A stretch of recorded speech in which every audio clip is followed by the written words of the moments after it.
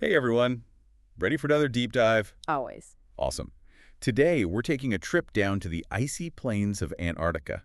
Operation High Jump, remember that? 1946-47, the U.S. Navy's big Antarctic adventure. Huge. Yeah, that's the one.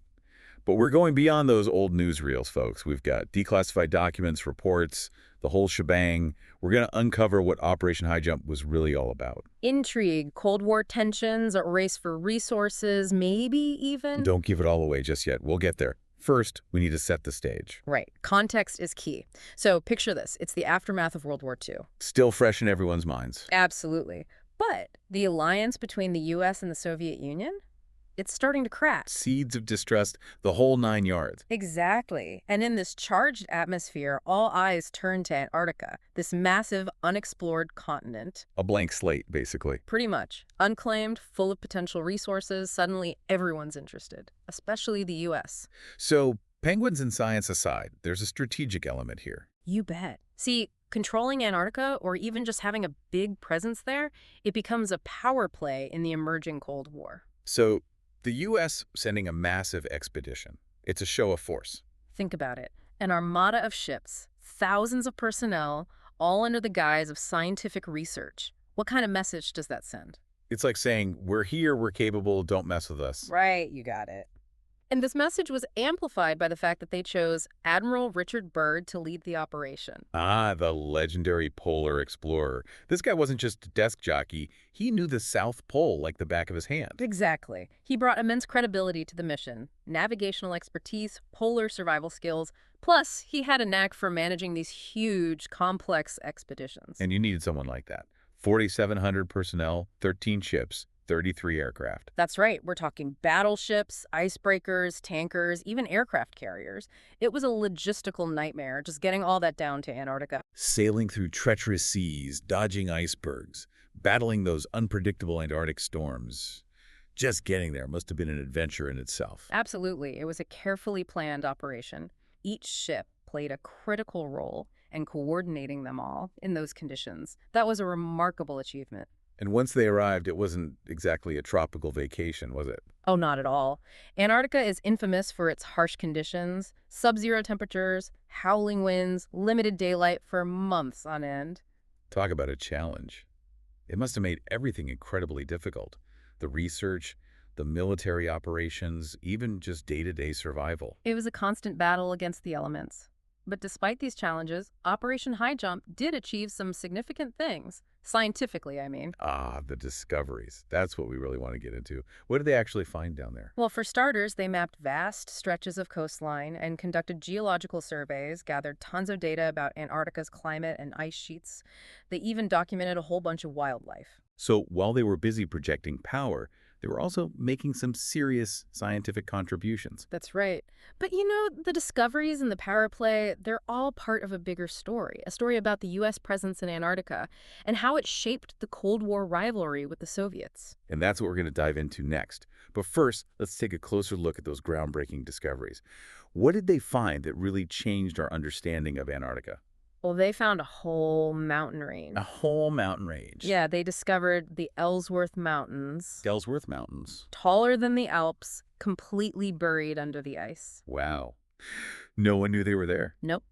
Old maps showed the area as flat ice. This discovery was huge. It totally changed how we understood Antarctica's geology and its history. Talk about a hidden gem. Makes you wonder what else is down there. Oh, for sure. And it wasn't just the mountains. They took thousands of aerial photographs, mapping out huge chunks of the coastline. Suddenly, we had a new perspective on Antarctica's size and just how complex it really is. So they were basically redrawing the map of Antarctica, revealing all these hidden features. What about the wildlife? Did they encounter any new or exciting creatures during Operation High Jump? They documented all sorts of Antarctic life: penguins, seals, whales, you name it. Of course, penguins. Had to be penguins. Right, but they also found new species of fish and those tiny creatures, the invertebrates. That data was super valuable for understanding, the biodiversity of the region.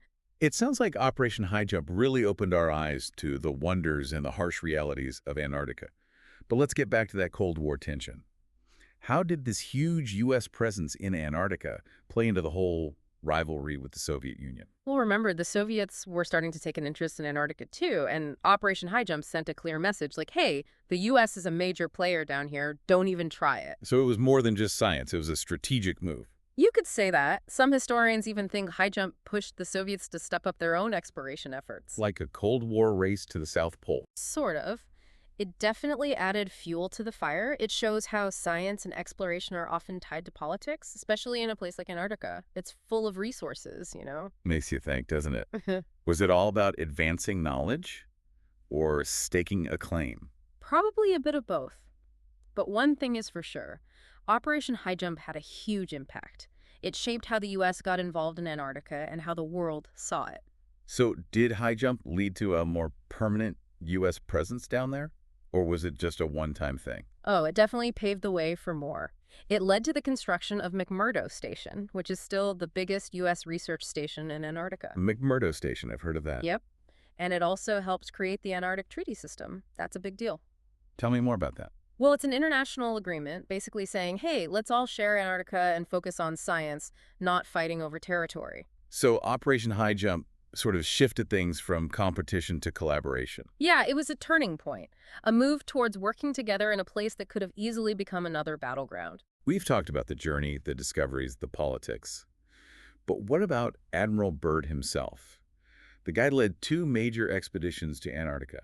He's like polar exploration icon. What's his legacy? Byrd's a legend, no doubt. One of the most famous explorers of the 20th century. He taught us so much about the polar regions.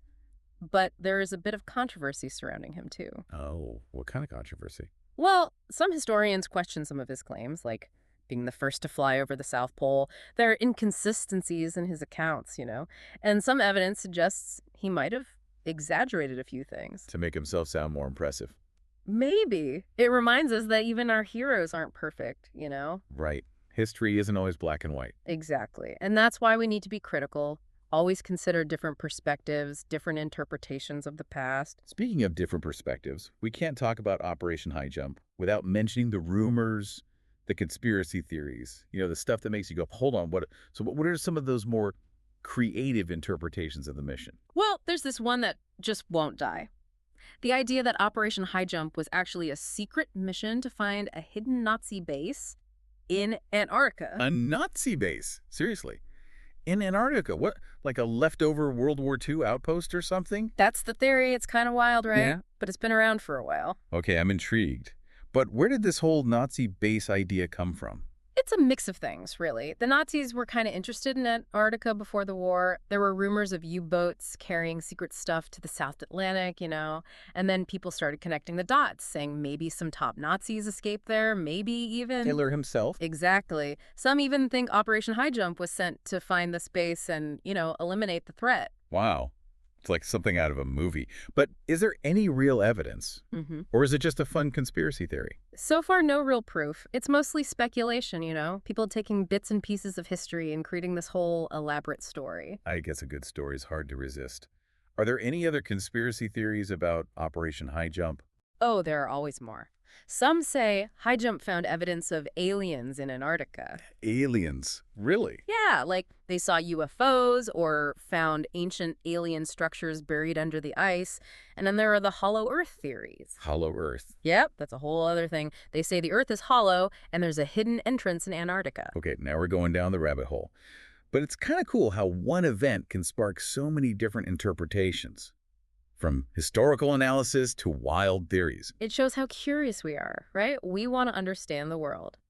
And when we don't have all the answers, we fill in the blanks ourselves with our hopes, our fears, and our imaginations. So how should we deal with these conspiracy theories? Should we just ignore them? Or can we learn something from them? Well, a little skepticism is always a good thing. Don't believe everything you hear, right? But even the craziest theories can teach us something. They can make us think critically, like, what's the evidence? What are the different perspectives? What do I really believe? That's a great point. Always question, always explore, and don't be afraid to challenge the official story. That's what makes history so exciting. Totally agree. History isn't just a bunch of facts in a textbook. It's a conversation, a puzzle we're still trying to solve. And sometimes the most interesting pieces are the ones that don't quite fit, the ones that make us rethink everything. Well said. Operation High Jump was a huge deal. science, exploration, Cold War tensions, and maybe even a little mystery. We've seen the challenges, the discoveries, the controversies, and how it all shaped the world we live in. It's a story about ambition, rivalry, the human desire to discover, and the icy, unforgiving beauty of Antarctica. And who knows what secrets are still waiting to be uncovered. Maybe someday we'll find those answers. Until then, we keep exploring, keep asking questions, keep looking for the truth. This deep dive into Operation High Jump has been amazing. From hidden mountain ranges to Cold War intrigue to those mind-blowing conspiracy theories, we've learned that history is more than just dates and names. It's a story about us, about our dreams, our struggles, our endless fascination with the unknown. So keep exploring, keep questioning, and we'll see you on our next deep dive.